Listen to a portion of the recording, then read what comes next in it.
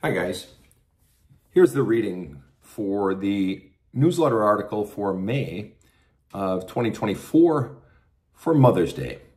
Title, The Relationship Between Mothers, Daughters, and Granddaughters. Would you agree that mothers, daughters, and granddaughters have unique relationships?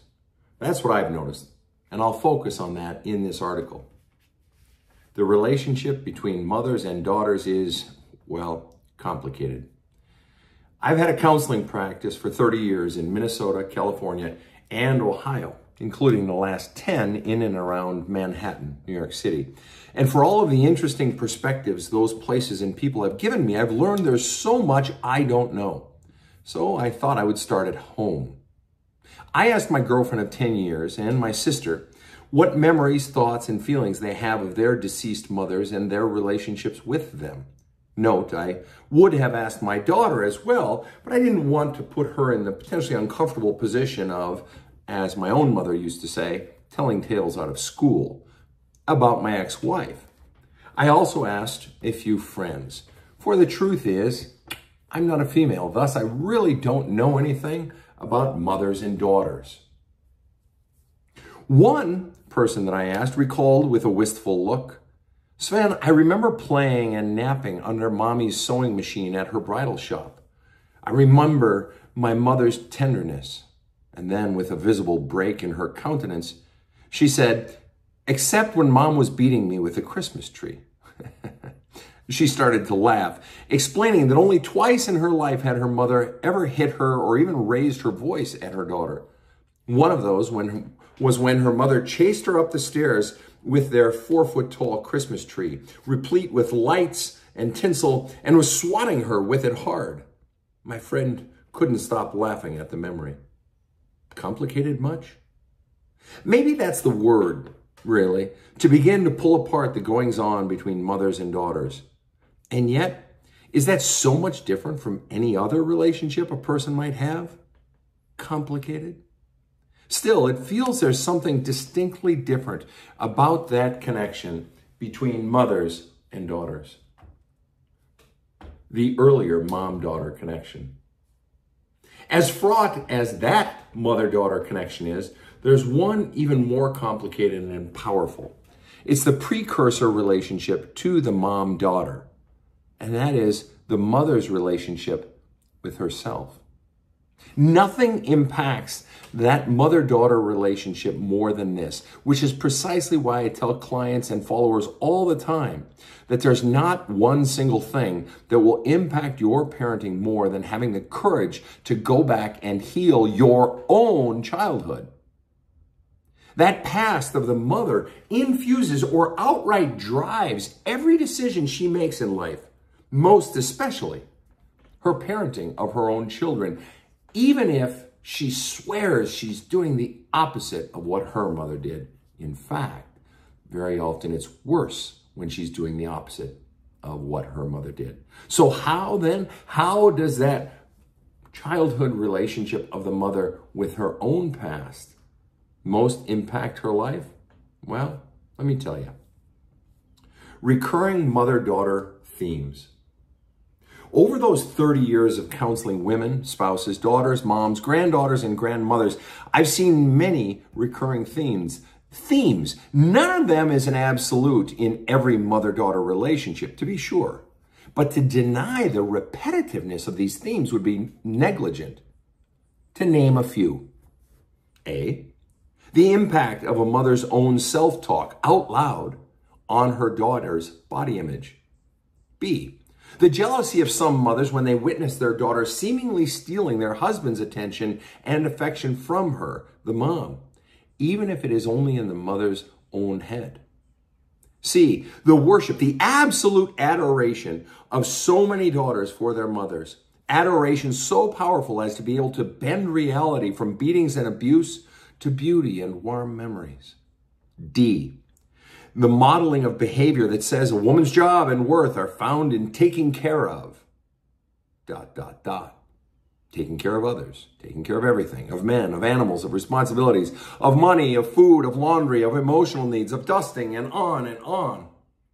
Or sometimes also, not only the modeling of taking care of, but also the explicit, repetitive message to do so, and the shame that is delivered when the daughter doesn't do so.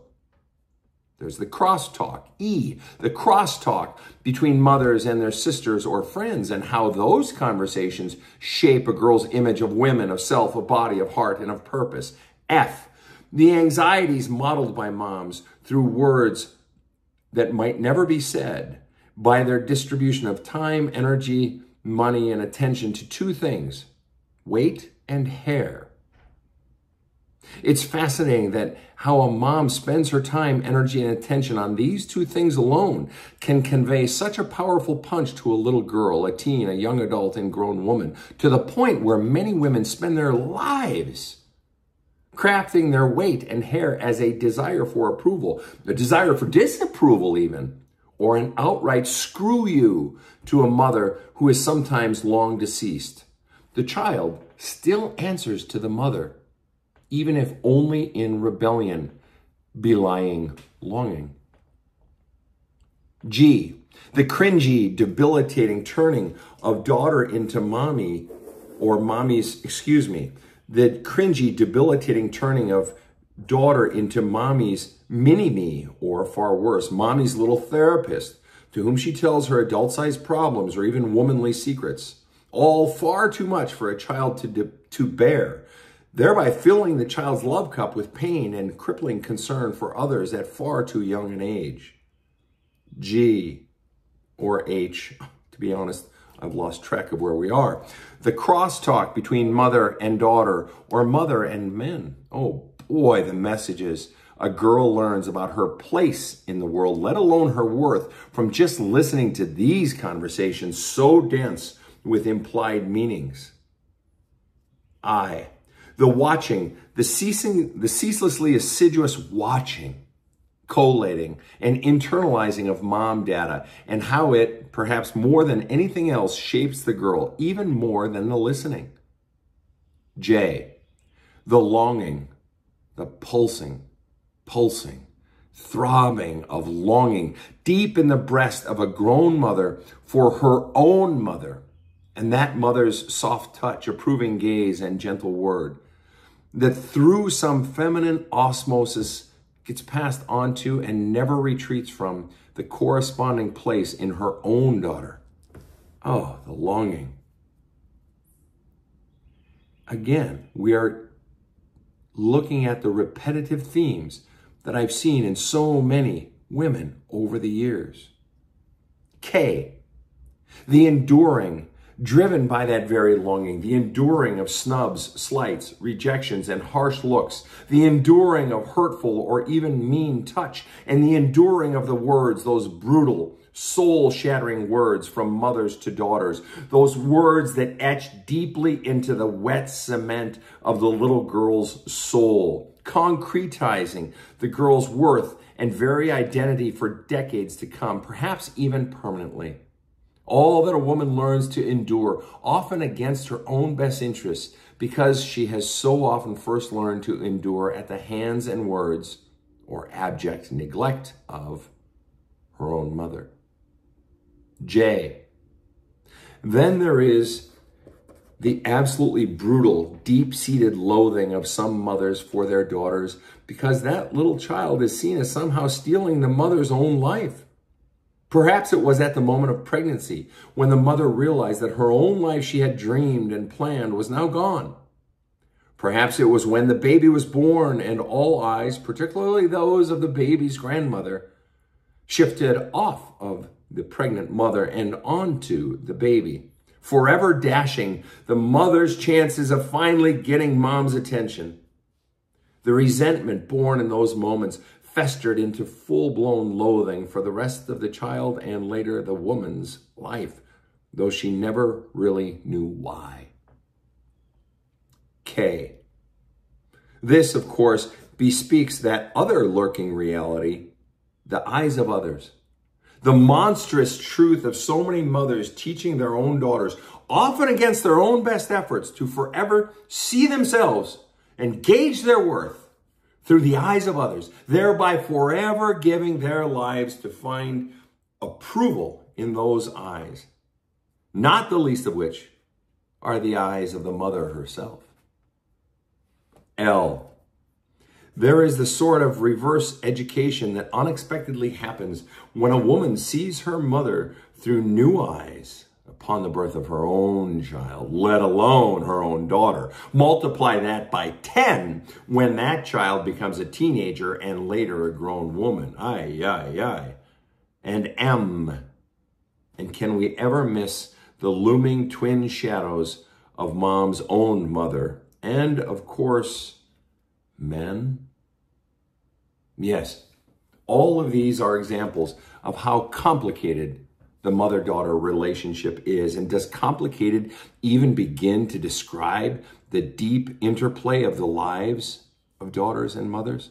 On top of that, I deliberately omitted one item from the list and its impact on the mother-daughter connection because I quite frankly know nothing about it and have no idea if anyone, scientist or wise old woman or both, actually knows. There's been so little research on this subject and absolutely zero, to my knowledge, on its impact on mothers and daughters. And I'm talking about the dreaded menopause. How does that affect the middle-aged woman's relationship with her often deceased by that time mother? So are you beginning to see how silly it is, truly silly, that I, a man, is even pretending to write this article? The joy of connecting with mom through silliness. And yet it is this silliness of me even presuming to write on the mother-daughter relationship that in some ways is the exact same thing that the daughter seeks from the mother. Silliness. I had a very serious mother. My mother, Charlotte Evangeline Johnson Erlandson, was born in 1928, just before the Great Depression, and its impact on her small family farm and World War II. Hers was a serious, gritty generation. Thus, nothing was more prized in our home than when mom gently teased, had a wry grin creep quietly across her mouth, or when mom outright laughed. And while I wouldn't say it was rare that she did so, it was still not common enough that we ever got sick of it. That playfulness, you see, implies relaxedness. It is mother calm, even if just for a moment. It is perhaps the little girl in her coming out to play, and the daughter of the mother loves it. For just that flashing moment, the little girl is meeting the little girl in her mother. Corresponding spirits in each are connecting. And that second little girl, the younger, will spend the rest of her life chasing that exact moment, that exact experience, again and again, enduring the most vicious of life storms to reclaim it. The glow of that moment with her mother was gold like no other. Why are mother and daughter relationships so blessedly difficult? My mother might, somewhat tritely, yet generationally consistent, say it's because there is no good without toil. That's why those mother-daughter relationships are so difficult. And while I'd be a damn fool to disagree with that sage who was my mother before she passed away, I'd add that the difficulty between mothers and daughters finds roots in the fact that they're both searching for the same thing: identity and worth. And the latter is seeking it from the former, the daughter from the mother, while the former is often still seeking it from her own mother. Too often, the mother of a daughter is still trying to get her own needs met, i.e. the filling of her own love cup, whether through work, men, money, or the daughter herself. So she doesn't have as much love as is necessary to be a source of love, rather than a siphon of love from that child. I encourage you in this regard to go to my website and read the article entitled Emotional Incest. It's quite revealing on this subject. So this is where it can get nasty and ugly. This siphoning from the daughter. I was with a woman back in my 20s who stated quite adamantly, more than once, Sven, I want to have children so that I will have someone who will love me forever. Now, somehow, even in my early 20s brain, that register as hardcore messed up. This woman not only had a few children of her own, but when those children hit their teen years, she adopted a few more. Yikes. They were had to meet her love needs.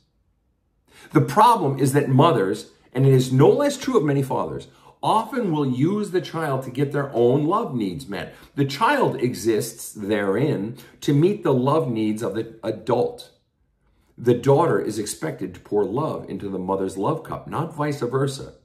Or the vice versa only thinly veils the adamantly clear expectation that the little girl feels and knows somewhere in her that her job is to make mom happy. And there it is. There is the little girl's new and forever identity, making others like her, so that she might get a dash of approval or acceptance when she does. Thanks, Mom. Perhaps the mother is still trying to get her own mother's acceptance or approval, or perhaps Mom is using her own mothering skills to prove she's not her mom, or that she's better than her mom. And all because Mom never confirmed that child's worth decades ago. And the little girl gets caught up in the chess match going on between Mom and Grandma, even if only in Mom's head. The fallout stunts that girl for decades because she then exerts all energies and focuses on culling whatever bits of approval and acceptance she can from her little friends, the mean girls, boys, daddies, work, accomplishments, or from that bitter old life-sucking crone that is excessive serving of others. Women need to be accepted before they perform. A dear friend of mine, Dr. Michael Navarre, did his PhD work in the field of sports psychology, interviewing the 50 or so collegiate coaches that coached or had coached both women's and men's sports teams. What his research revealed was a profoundly fascinating pattern. As he pithily stated in his oral defense of his PhD, female athletes need to feel accepted before they perform. Male athletes need to perform before they feel accepted. Well, this has become a helpful insight in my work with couples, particularly when it comes to emotional intimacy and sex. And while it is not an absolute rule, it's a well-researched phenomenon. And so in this case of mother-daughter, the daughter is forever seeking that acceptance as a person and a woman from the one person most able to confer it, her mother. So powerful is that ache for the conferring of acceptance from that one person that the daughter believes that only the mother can give it. This cements a distribution of power that posits all of it in the mother. Therefore, the daughter becomes a woman who forever keys into all of the mother's wants and expectations, hoping to meet them and gain the pot of gold. It rarely, if ever, occurs to the adult daughter that she has all the power because the mother is now so addicted to the child's fealty and servanthood that the daughter walking away would gut the mother. More treacherously, the daughter has the power to explode the family myth that protects the mother as good. Mother's very identity is deeply rooted in the family myth that she was and is a good mom. But the daughter's experiences and memories tell a very different story, don't they? So the mom must exert all energies and power to keep the child either afraid or forever misdirected toward grasping the mother's approval or avoiding her criticism, or both. If the truth got out, mom's image and sense of self would be shattered. Longing for your mother's approval. So powerful is that longing for mother's approval that it serves as the very infrastructure, post, and beam of the family myth system protecting mom. So fragile is often the mother's ego that she will even engage her power over siblings, spouses, and extended family to silence the recalcitrant daughter, lest she reveal the family secrets. At the root of so many mother-daughter difficulties is the very human longing to be liked. It really is that simple. The daughter needs it, so vital to her very existence and development. And the mother wants it. And each is, in one way or another, seeking it from the other. The only problem, of course, is that one has every right to seek it from the other, and the other has no right to seek it.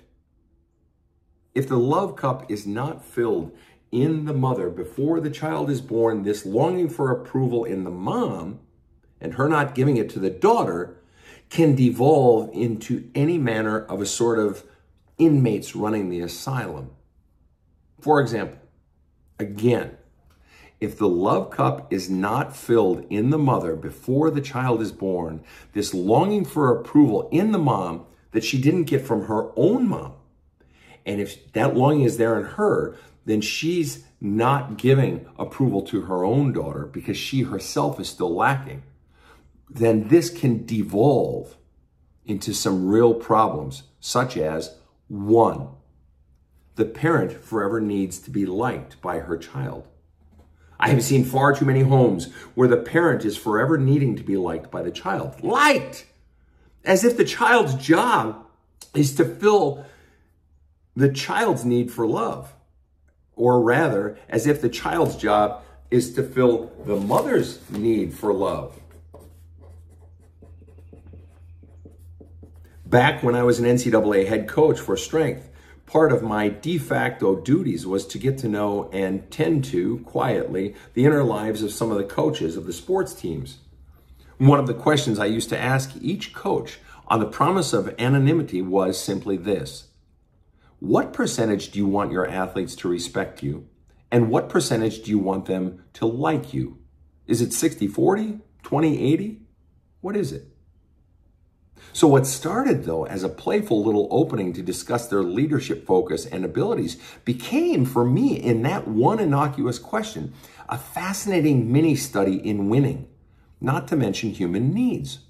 What I discovered, shockingly, was the percentage that a coach wanted to be respected over liked directly correlated to the coach's winning percentage.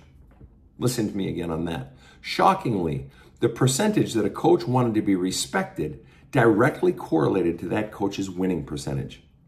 For example, we had a coach who 40% wanted to be respected and 60% wanted to be liked by his or her team. Well, her winning percentage was 400. There was another 70% who wanted to be respected, and her teams consistently won 3/4 of the games. Quite interestingly, one of the coaches won several national championships over the course of 2 decades. Do you want to guess what the percent was that he wanted to be liked by his players? It was about 5%. And he said, Sven, the only reason I need to be liked at all is because I have to go into the homes of new recruits, and I can't be totally unbearable. I would go on to tell these coaches, particularly those who registered high on the wanting to be liked percentage, that their athletes don't exist to meet the coach's need to be liked and approved of, or to be their friend. That's what the coach's friends, spouse, colleagues, and family exist for. The coach exists to draw the greatness out of the players. Now, this is not to say that parenting is about coaching and winning. Instead, I raise this snippet to shine light on the extraordinary human longing to be liked and its ability to undermine effective relationships.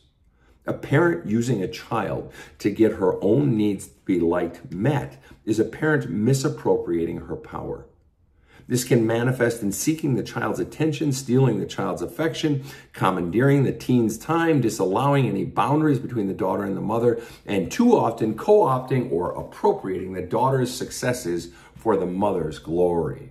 Ooh. 2, it can degenerate into daughter as therapist to her mother.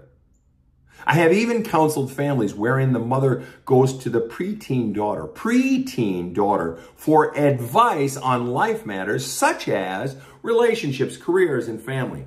This is child as therapist taken to an even new low, placing too much weight on a child's shoulders. A role reversal rooted in profound parental insecurities has happened that turns the child into the parent. This has the effect of squelching that child's own voice, feelings, passions, interests, and sense of self as mattering for more than just serving the needs of others. 3, the mother-daughter relationship can degenerate into checking out of her daughter's life. And that's the other way that mothers sometimes seek to get their own love cup filled after their daughter is born. She checks out of the daughter's life to seek her own approval through career, religion, men, ministering to her own parents, endless busyness and volunteering, or simply escape. To escape it all with booze, pills, or the year of checking out to her bed behind a closed door. From any of these, the general curses continue. From any of these, the generational curses continue. Another little girl doesn't get her love cup filled. And thus begins the collision course of this little girl with her own daughter one day. Will she heal in time? Or will the dread cycle continue even one more revolution? The biggest communication issues between mothers and daughters. One of the net effects of the deepest needs for love not being met in the soul of the child is that the personality of that little child begins to adapt. As a survival tool, the child bends away from its natural course to avoid pain and to gain the life-giving love it needs.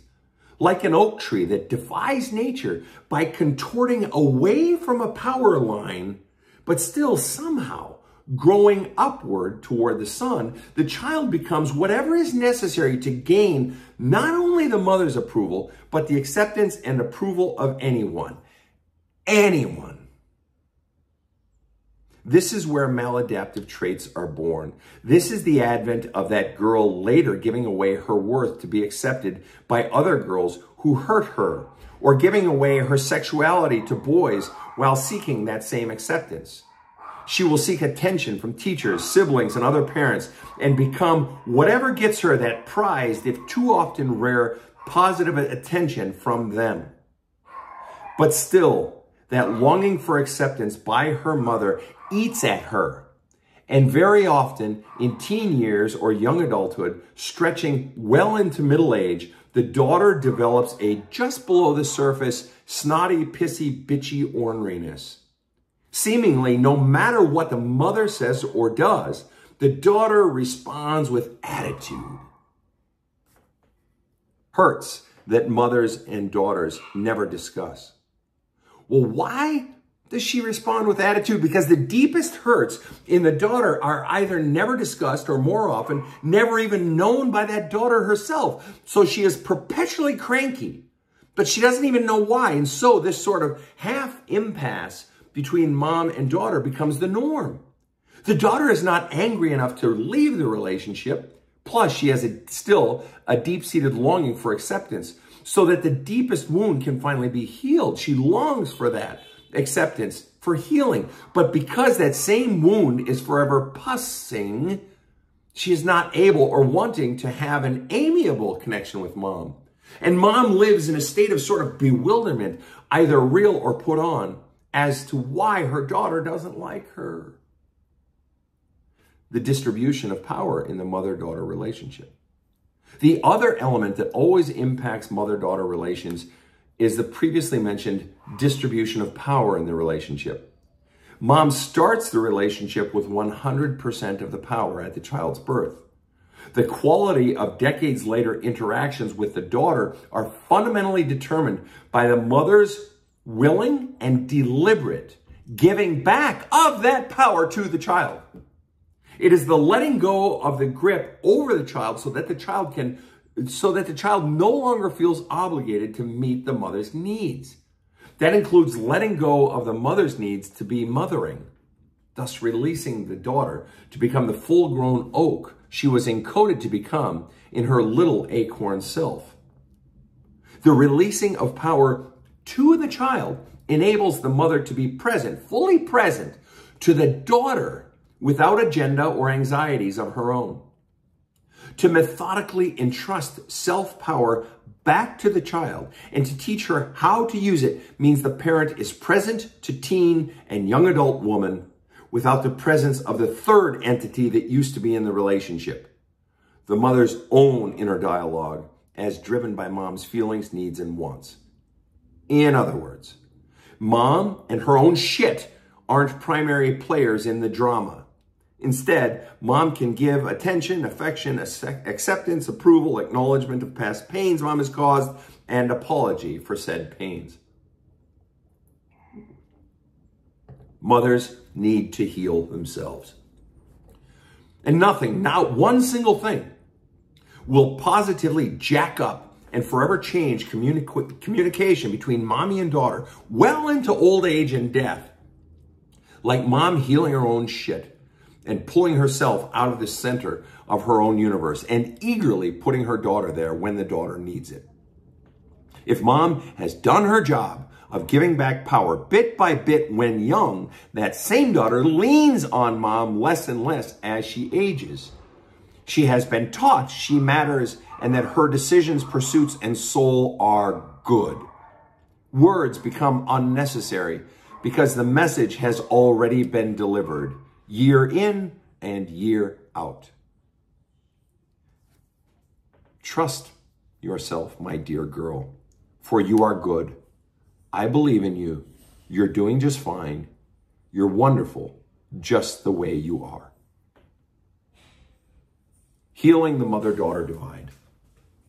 I regularly ask parents who've experienced the breach in their relationship with their adult child, which is, of course, generally the result of wounds done by the parents. I ask them this: if you could have your relationship with your adult child restored, but them not healed, or you could have your adult child healed, but never get to have that relationship with that adult child, which would you choose? Well, generally, hopefully, the response is to have the child healed, even if it means losing the child. And this is the orientation that is necessary in the breast of the parent. It is to understand the adult child's need for healing and regaining of self as primary. This itself means letting go of the child as existing to meet my needs in one way or the other. And this only happens when the mother dives into her healing of the breached, broken, or bone-bruised relationship with her own mother, even if her mom is long dead. Both mother and daughter have the power to heal themselves without ever receiving anything from their own mothers.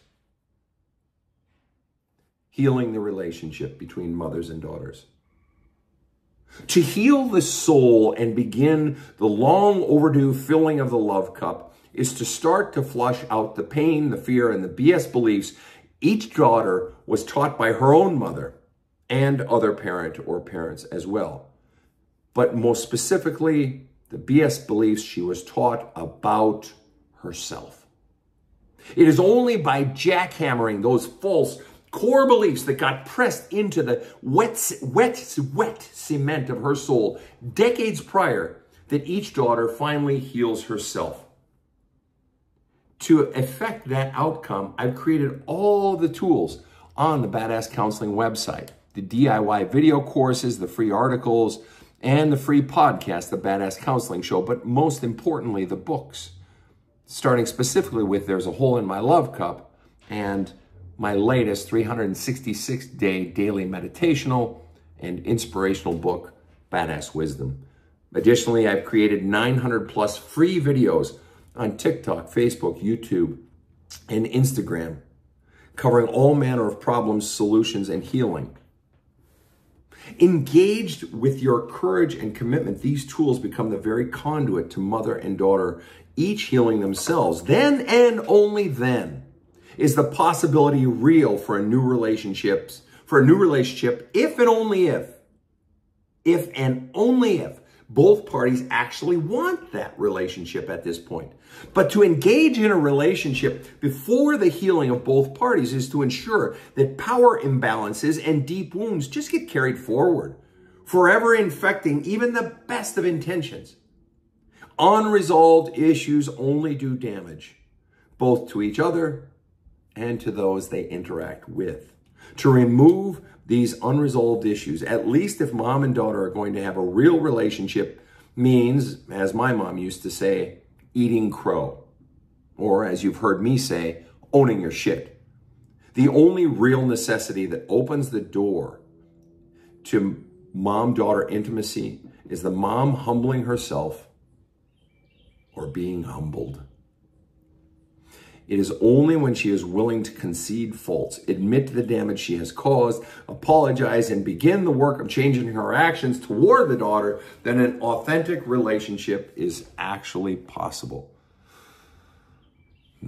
Without that humility and contrition that go with it, unresolved issues get papered over and the relationship gets settled for. That is not the best it can be if mom were to get her own ego out of the way.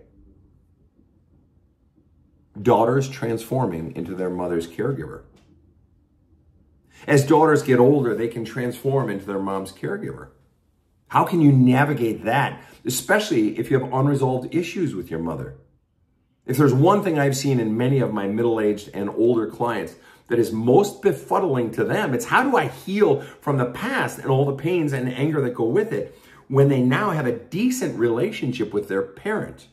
Or more pointedly, how can they be angry at mom for all she did and didn't do when now she's an old woman and they feel bad for her? Or now they have a good relationship? Or now the daughter has to take care of mom because mom's all alone?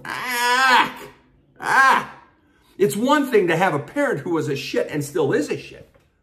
But to basically have one you're mad at and one you're not, for whatever reason, is a sticky wicket. Talk about caught in the middle between the mom I hate and the mom who's now nice or now needing me. I mean, what do you do? Well, that is precisely the distinction I draw with all of my clients in this situation. I encourage them to reframe their life as having childhood mom and now mom. And for lack of a better term, what they have to do is slay the mother of their childhood if there is ever going to be any hope of existing in any sort of functional relationship with now mom. That requires unlocking the vault that holds all their stories, memories, feelings, and emotional charges attached to those memories and everything else from childhood. And when I refer to the vault that holds all their stories, I'm talking about the daughter's vault. Again, this is what I wrote in There's a Hole in My Love Cup.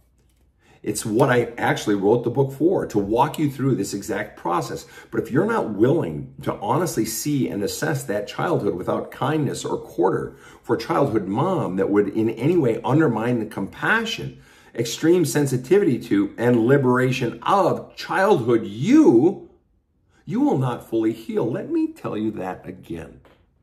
If you're not willing to honestly see and assess that childhood of yours without kindness or quarter for childhood mom that would in any way undermine the compassion, extreme sensitivity, and liberation of childhood you will not fully heal. Childhood mom must be put to death so that childhood you can be finally set free. How to deal with a mother who refuses to heal herself. Oof.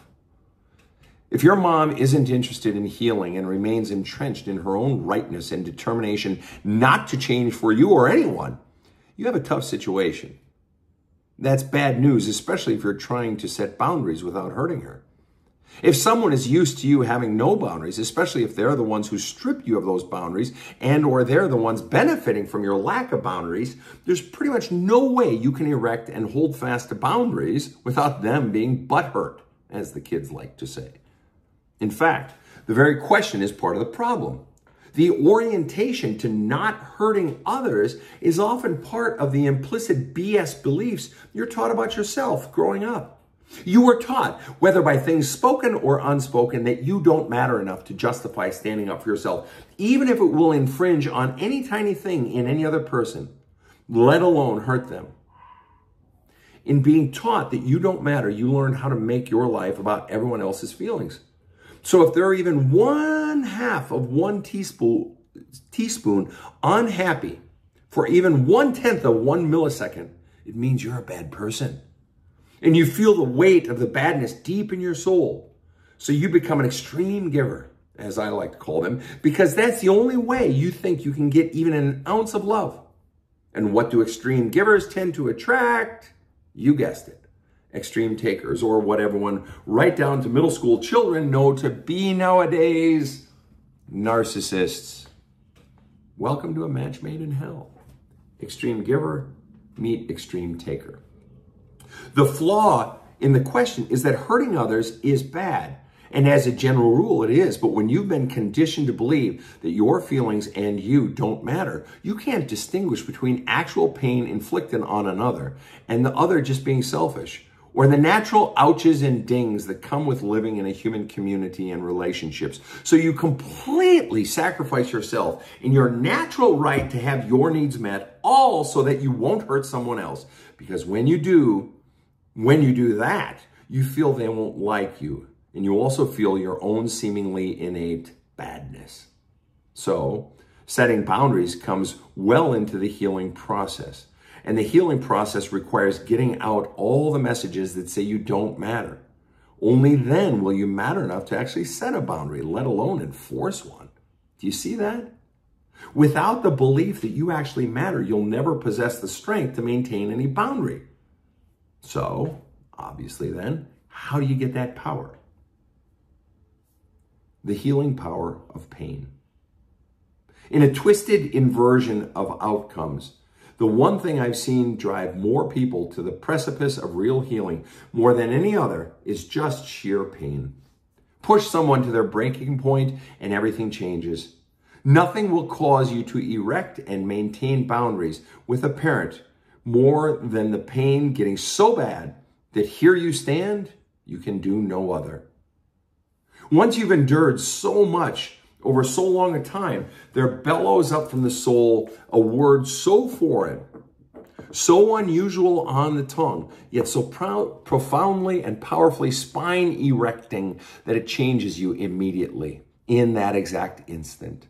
Though there are 1,000 more miles to travel in healing after it, this one word is the very sine qua non of healing, the most indispensable piece. When your very being has reached the very maximum of its limits, well, up from the soul ejects the mighty word you've never spoken. No! For the first time in your life, one true, real no comes from the depths of your mattering. That no is the statement of your realizing you are important. It is your own soul saying, this is not who we are. This life lived this way, and all the shit I've eaten is not me. It ends today. In that moment comes the willingness to endure the butthurts and complaints of others as you begin a life of mattering and boundaries. It all starts there because you don't even care anymore. I just want to be free. Strong adult relationships between mothers and daughters. So do you have any actual happy advice today, Sven? What thoughts do you have for having a strong, positive adult relationship between a mom and daughter? Yes to happy. I say yes to happy. I think you've already gotten the point in this article and from my work that a real relationship with mom, daughter, or anyone demands the brass balls to go inside yourself and face the dragons of all the messages and pains from your past that need to be slayed. And that's ugly ass work. But, it does not have to take forever. If your healing is taking forever, please get a new therapist and or other new tools. You're wasting too much life waiting for that earth-shaking, bread-breaking day. And absent that deepest work, you're just phoning it in. The results will reflect that. Oh, but yes, the happy part. Ensuring you have the best mother-daughter, granddaughter relationship. The happy part. Well, nah. I gotta say, there ain't no happy without the damned grit to do the hard work. That's it. That's just facts. If you ain't willing to do the ugly, scary work of healing your soul, all of your relationships will reflect the ugly, scary, unhealed inside in one way or another. And if you choose to not go inside to heal the ugly and scary, please don't have children, or at least not yet. It's not enough to say you love your child. It's not enough to wing it. The question is, does your love reflect in actions that are best for that adult child, or just mostly best for you? Lastly, if you're the daughter of the mom who did have the child, it's never too late to heal. It is not only possible, it doesn't have to take forever. You can have the life, fullness of the soul, and peace, the God-blessed peace you've yearned for all your days. You can have that peace and filling of the hole in your soul. I have seen it done every day of my adult life that I've been doing this work. Please find inside you the courage to heal, even if you do it completely on your own. The world needs you to heal. Every little girl you encounter or give life to needs a healed you. By that one act, you become a life changer. You make right the trajectory of every young acorn you encounter. Please heal. Happy Mother's Day.